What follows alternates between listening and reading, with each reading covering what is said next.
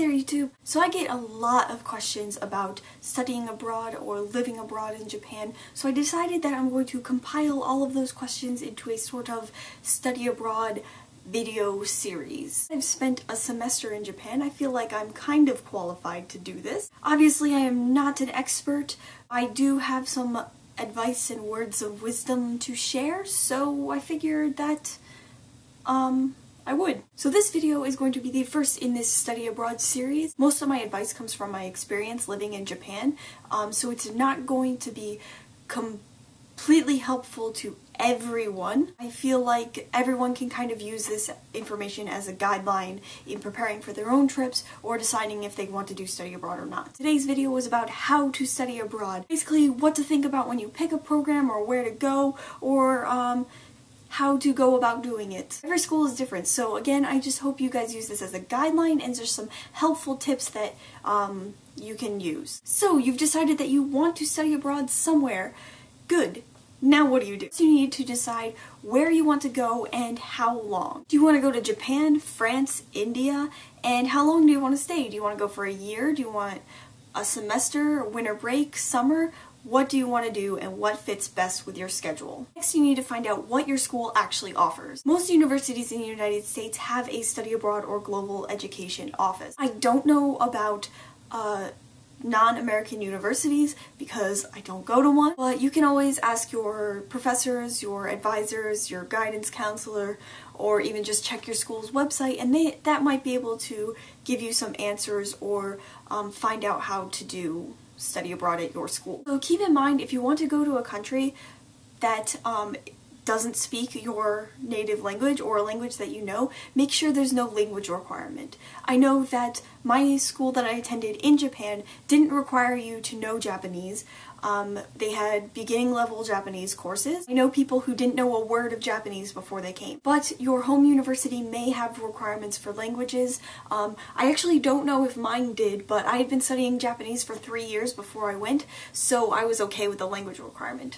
But just make sure there's no language requirement that prevents you from going, or if you need to take a language course before you leave. Always make sure you check the requirements for the program. And if you are not in university yet and you know that study abroad is something that you want to do, make one of your requirements for choosing a university be their study abroad program if it's a good, strong program. After my freshman year in university, I transferred schools mostly because the school I was at didn't have a strong Japanese program and they didn't have a strong study abroad program, and that was something I really wanted. Look around your school's global education website and find out what kind of programs they offer and where you can go. Looking at the website and finding out what they offer is really great because if you just go to the global education office and say, I want to study abroad, they're probably just going to tell you, go check out our website and come back when you're done. So you'll save yourself a trip and you'll be a little more informed when you do go. For example, I knew that I wanted to go to Japan and that I wanted to go for 1 semester. I checked my school's website and I found that they had 3 options. First option was I could go to Sophia University, which is a great university located in Tokyo,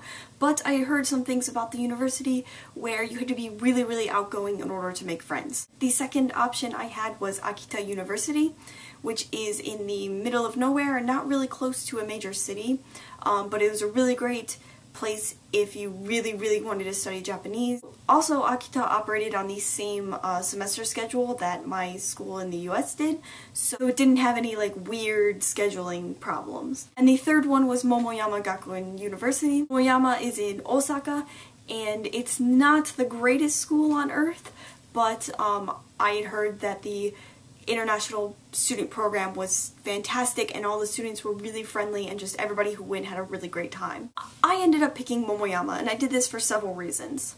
One, it was in Osaka and I always wanted to go to Osaka. Number 2 was that I knew several people who went to the school and they said they had a fantastic time. The international student program was really great and they had tons of events and parties and stuff like that, and just it was a really great experience because of that. That is something that was really important to me. To me, study abroad is about the people you meet, the new perspectives you gain, and the experiences that you get. Not everything is about prestige or how good the school is. I place a lot of value in the experience that the international students have and the interaction that they get with with the students at the university they're attending. School was so great for that. Events and parties, and I got to meet so many people, and I made some really, really great friends, both international students and Japanese people. Everything became a great experience and wonderful memories. Applying for study abroad is a lot of work, and it's a really long process. I know my journey to applying for study abroad started 2 years before I actually turned in the application, and then it took me another year from applying in order to actually go. You really need to get in contact with the global education office at your school as soon as possible. A lot of programs are first come, first serve, so if they've been talking to you for a while and they know who you are, you're more likely to be able to go than somebody else who starts maybe a month before the deadline. The process to study abroad took up most of my time in university, so it's quite a long process. There's a lot of decisions to be made and emails to answer and paperwork to do, so I think it's a lot of work, but if you want to do it, you'll do the work for it, because it's totally worth it. Study abroad is a great experience. My semester in Japan is something I'll never forget, and it's something I'll never be able to experience again. Study abroad is a unique and wonderful experience that you'll never get anywhere else. So that is my advice for studying abroad, picking a place, determining what school to be at. I hope it helped. If you have any advice for study abroad, leave it in the comments. Also, if you have any questions about what I talked about in this video, please leave it in the comments and I will answer your questions as best as I can. If you have any other questions about living abroad or study abroad for my future videos in this series thing that I'm doing, leave it in the comments below, or you can put them on Twitter, Facebook, or Tumblr. Links are all in the doobly-doo. That is all I've got for you guys today. Till next time, bye-bye!